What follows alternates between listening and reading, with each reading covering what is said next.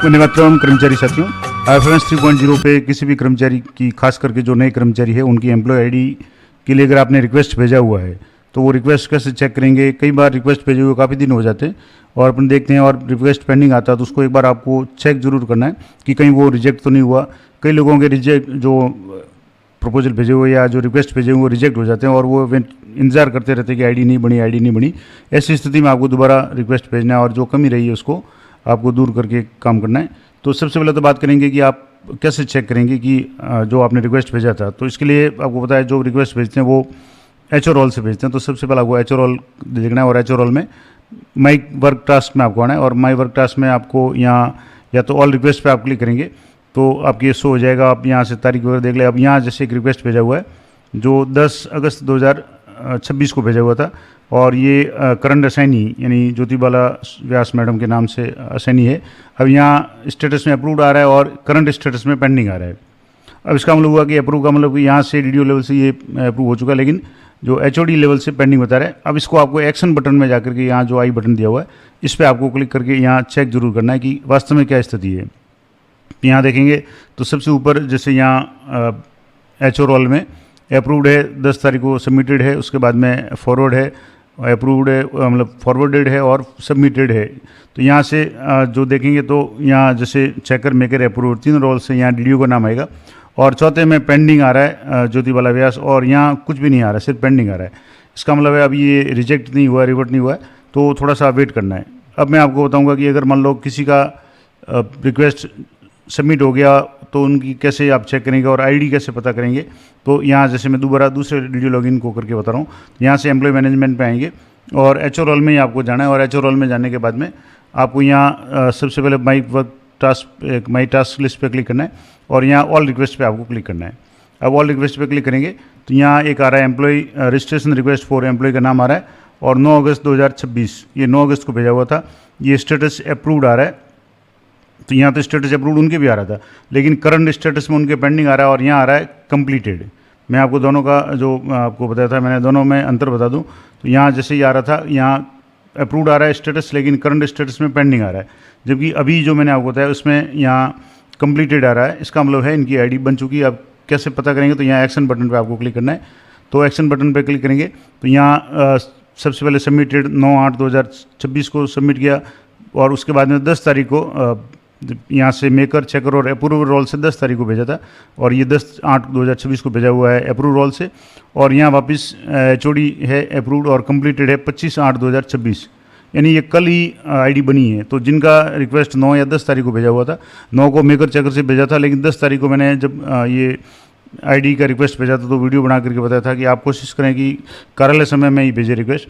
तो मैंने 10 तारीख को ये रिक्वेस्ट भेजा था अप्रूव रोल से और आज कल 25 तारीख को ये आप देखेंगे 2:28 PM यानी 2:28 PM पे ये सबमिटेड हो गया, यानी इनकी आईडी बन गई है और ऊपर इनका एम्प्लॉय का नाम आ रहा है और यहाँ एम्प्लॉय आईडी आ रही है RJ जो भी है 2026 है, उसके बाद में जो भी नंबर्स हैं।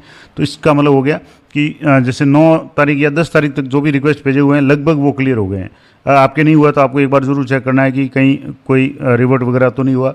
अब आगे का क्या काम करना है आज की वीडियो में बात करेंगे। जैसे ये आईडी जनरेट हो गई, अब आईडी जनरेट होने के बाद में आप जैसे एम्प्लॉय मॉडिफिकेशन में जाएंगे और यहाँ किसी भी टैब में आप एम्प्लॉय को सर्च करेंगे तो यहाँ वो कार्मिक है वो शो नहीं होगा। आप सारे एम्प्लॉय यहाँ देख लेंगे लेकिन वो कार्मिक शो नहीं होगा, क्योंकि सबसे पहला काम आपको करना है ग्रुप अलॉटमेंट का। तो यहाँ से आप नीचे जाएंगे और यहाँ एक ऑप्शन जो आएगा आपको ग्रुप मैनेजमेंट का, तो यहाँ से ग्रुप मैनेजमेंट और यहाँ से एलोकेशन, यहाँ पे आपको एलोकेशन पे जाना है।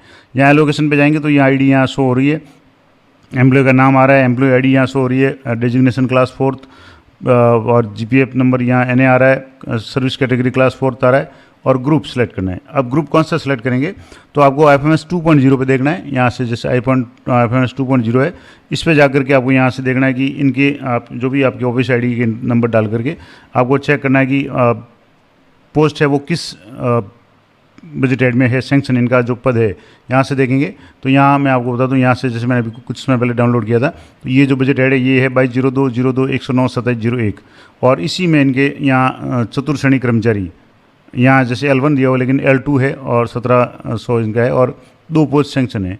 तो ये पता चल गया कि किस ग्रुप में इनको, तो 22/02/102 और 109/27/01 पे इनको लेना है। तो अब यहाँ से आपको ग्रुप सेलेक्ट करना है, तो यहाँ से ग्रुप सेलेक्ट करेंगे।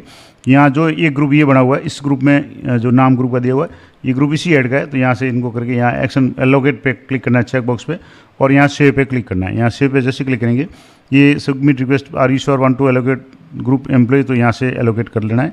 यानी ये request to allocate employee in group is submitted successful, यानी ये कार्मिक है। अब यहाँ आप देखेंगे तो इनका ग्रुप एलोकेशन में नाम नहीं आएगा, यानी जैसे एलोकेशन पे आप क्लिक करेंगे तो यहाँ से जैसे डी एलोकेशन में, और यहाँ से एलोकेशन पे क्लिक करेंगे तो यहाँ से नाम हट गया। इसका मतलब इनको ग्रुप एलोकेट हो गया। अब ये कार्मिक है, नॉर्मल एम्प्लॉयज़ की तरह है, वो शो हो जाएंगे। यहाँ से जैसे मैं आपको वापस एम्प्लॉय मॉडिफिकेशन में जाकर के बताऊँ, यहाँ दूसरा कोई भी टैब है जिसमें जाकर के आप चेक करेंगे, तो यहाँ जैसे एम्प्लॉय वेरिफिकेशन में भी आप यहाँ से क्लिक करेंगे मान लो, तो भी यहाँ इनका नाम है वो शो हो जाएगा। और ऐसे नहीं होता तो आप नाम से सर्च कर लें। यहाँ से जैसे मैं नाम से सर्च कर रहा हूँ, तो यहाँ नाम इंटर करेंगे, और नाम इंटर करने के बाद जैसे आप सर्च पे क्लिक करेंगे तो इनका नाम शो हो गया, और ये ग्रुप का नाम शो हो गया। तो इस तरीके से ये नाम शो हो गया। अब ये प्रोफेशनल ट्रेनिंग सर्विस कैटेगरी है, service status regular, status active आ गया। तो ये तो सारा हो गया कि कार्मिक को ग्रुप एलोकेट हो गया। अब बात करेंगे इनके पेमेंट्स के बारे में। तो सबसे पहले आपको इनका पेमेंट्स के लिए कैसे करेंगे, तो यहाँ एम्प्लॉय मॉडिफिकेशन में आपको आना है, और एम्प्लॉय मॉडिफिकेशन में आपको सबसे पहले काम करना है पे एंटाइटलमेंट पे, इस पर आपको क्लिक करना है, और यहाँ से कार्मिक को सिलेक्ट करना है। यहाँ से बाई नेम कर सकते हैं, ग्रुप के नेम से ग्रुप से सर्च कर सकते हैं, किसी तरीके से सर्च करके यहाँ से आपको ये कार्मिक का नाम लाना है, और यहाँ से मॉडिफाई पे क्लिक करना है। अब यहाँ देखेंगे तो यहाँ ऑटोमेटिकली पे एंटाइटलमेंट 7th पे आ रहा है, डेट ऑफ ज्वाइनिंग आ रही है L2 फिक्स्ड 12,600 और बेसिक 12,600। तो इनका जो नित्य आदेश था उसमें भी 12,600 लिखा हुआ है L2। अब यहाँ डियरेंस अलाउंस 60% आ रहा है, कोई समस्या नहीं है। गवर्नमेंट क्वार्टर नो कर दें, आउटस्टैंड 0 कर दें। अब यहाँ इनके अलाउंस में आ रहा है 12,600, डिडक्शन में अभी कुछ नहीं आ रहा है। तो अब आपको सबसे पहला काम करना है डिडक्शन का। तो डिडक्शन कैसे करेंगे, तो यहाँ से आपको सैलरी सैंक्शंस में जाना है, और सैलरी सैंक्शंस में यहाँ आपको डिडक्शन सैंक्शन इंडिविजुअल, इस पर आपको क्लिक करना है। यहाँ क्लिक करेंगे, वापस कार्मिक को बाई नेम सर्च करेंगे। तो यहाँ से बाई नेम, यहाँ से मैं सर्च कर रहा हूँ, यहाँ सर्च पे क्लिक करेंगे, ये नाम आ गया, इनिशिएट पे आपको क्लिक करना है। अब यहाँ देखेंगे तो इनका डिडक्शन 0 है। अब इनको 2 डिडक्शन इनके करने हैं, एक तो करना है RGSS और दूसरा करना है GPF 2004 जो है। अब ये कितना होगा उसके बारे में बात करते हैं। तो प्रोविजन में GPF कितना होगा, RGSS कितना होगा, ये दोनों मैं आपको बताता हूँ। तो यहाँ आप देखेंगे तो यहाँ वित्त विभाग का एक आदेश था 26 मई 2022 का। इसके अनुसार जो प्रोफेशनल ट्रेनिंग ग्रुप में कार्मिक नियुक्त होते हैं उनके L1 से L7 तक 700 रुपये GPF में कटौती करनी है। तो यहाँ GPF 2004 जो है उसमें कटौती करनी है 700 रुपये। दूसरा है RGSS, तो यहाँ RGSS RPMF इसकी कटौती करनी है अप टू 18,000, यानी 18,000 तक मूल वेतन जिनका भी है। अब यहाँ आपको पता है जो RGSS कटौती होती है वो प्रोबेशन टाइम के बाद में जब उनका स्थायीकरण हो जाएगा उस समय उनका बेसिक क्या होगा उसके अनुसार करनी है। तो उनका बेसिक 17,000 समथिंग होगा जो भी होगा, लेकिन 18,000 से कम है तो 265 की कटौती करनी है। अब यहाँ कटौती करेंगे तो एक समस्या आएगी, मैं आपको बता दूँ। यहाँ से जैसे एड डिडक्शन पे जाएंगे तो यहाँ से मान लो अगस्त महीने से शुरू कर रहे हैं, 1 तारीख आएगी इफेक्टिव डेट, चाहे किसी तारीख को ज्वाइन किया हो लेकिन तारीख 1 आएगी। अब डिडक्शन नेम में आपको यहाँ सबसे पहले RGSS यहाँ सेलेक्ट करेंगे, तो RGSS 297 ये आ गया, पे ID 297। अब स्लैब बेस में आ रहा है, इसको ऐड करेंगे तो यहाँ आपके डिडक्शन अमाउंट 135 आ रहा है, जबकि मैंने आपको बताया कि यहाँ इनका जो डिडक्शन है वो करना है 265। कोई बात नहीं, आप इसको रहने दें। दूसरा ऐड डिडक्शन में जाएंगे और यहाँ से वापस अगस्त करेंगे और यहाँ से आपको GPF सेलेक्ट करना है। GPF 2 तरह के आएंगे, तो GPF 2004 बोनस ये 294 पे ID वाला ये करना है। अब यहाँ आपको अमाउंट है वो फिक्स है, तो यहाँ से आपको GPF पे 700 कर लेना है। तो यहाँ से 700 कर लेंगे, तो यहाँ 700 एंटर किया और इसको ऐड पे क्लिक करेंगे। अब यहाँ आपकी 2 एंट्री हो गई, RGSS 297 पे ID है और 135 रुपये, और GPF 2004 बोनस जो 294 ये 700 रुपये, और दोनों रिकरिंग है यानी हर मंथ कटेगा। अब यहाँ आपको रिमार्क में कुछ भी आप ओके लिख दें और उसके बाद में सबमिट करेंगे। एक बार आप सबमिट करें उसके बाद आपको एडिट करना तो मैं बता दूंगा, कन्फर्मेशन करेंगे, सक्सेसफुल हो गया। अब वापस आपको कार्मिक के डिडक्शंस में आना है और सैंक्शन डिडक्शन में यहाँ से कार्मिक को सर्च करना है और यहाँ सर्च पे क्लिक करेंगे तो वापस इनिशिएट पे क्लिक करेंगे। अब आपको यहाँ डिडक्शन 2 तरह के शो होंगे, लेकिन अभी एक ही शो हो रहा है, इसमें भी 135 हो रहा है, तो इसको मैं आपको पहले करके बताता हूँ। यहाँ से 135 है, अब इसको आप यहाँ से एडिट कर लें। यहाँ से जो प्रोबेशन में इनका था 265, तो यहाँ से आप इनका 265 कर लें, तो यहाँ से 265 किया और यहाँ ऐड पे क्लिक किया और उसके बाद में ऐड डिडक्शन पे जाकर के यहाँ से जैसे 265 हो गया, और सबमिट पे क्लिक करेंगे। तो यहाँ से श्योर यस पे क्लिक करेंगे, सबमिट करेंगे, ओके ये सबमिट हो गया। लेकिन अभी तक इनके जो जीपीएफ की कटौती नहीं हुई थी, तो वो भी मैं आपको बताता हूँ। अगर कोई एरर आ रहा है, कटौती नहीं होती है, तो वो कैसे होगी।